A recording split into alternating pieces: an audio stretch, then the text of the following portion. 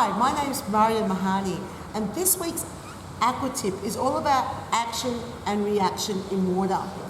Because of water's viscosity, that means its resistance that is different from air. There's a lot more resistance. What you do with your arms will actually either help or hinder your movement in the water.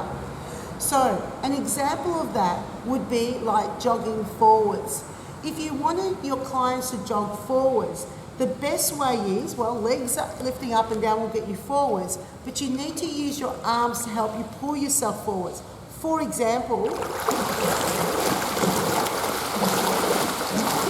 and then to go backwards.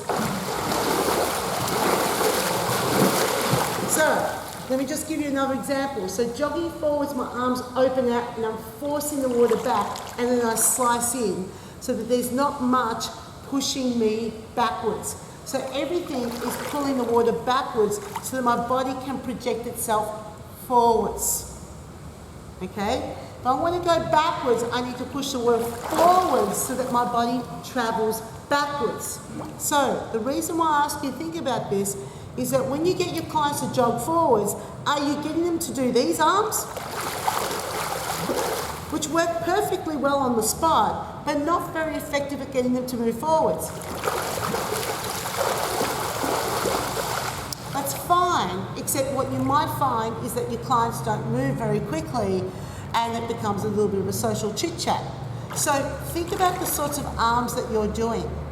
The other one is the belief that, I don't know where it came from, but using these arms that would normally get you to move forwards, but try and go backwards. So let me give you an example of that.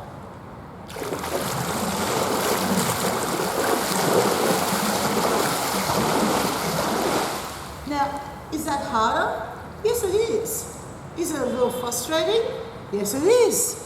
So, if you're finding that your clients are cheating with movements like that, that's why, because in their head they're thinking, I need to move.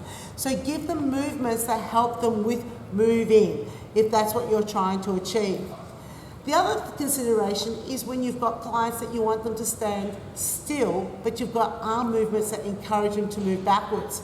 For example, feet together, jumping out. So you're starting with your knees bent, jump out, jump out. So if I want my clients to stay on the spot, either the arms go out and in, or my arms go forwards and back. But if I'm doing these arms with that particular move,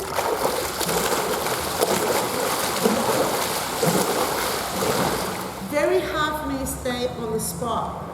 If you've got a tight space or you've got a crowded pool, that's not a great exercise to teach. Fantastic if you want them to travel backwards, but if that's not your intention, you want to think about arm movements that with the action and reaction is out and in, so the end result is I don't go anywhere, I don't travel anywhere. Forwards and back, I don't travel anywhere. So consider what you're trying to achieve when you're referring to water and action versus reaction.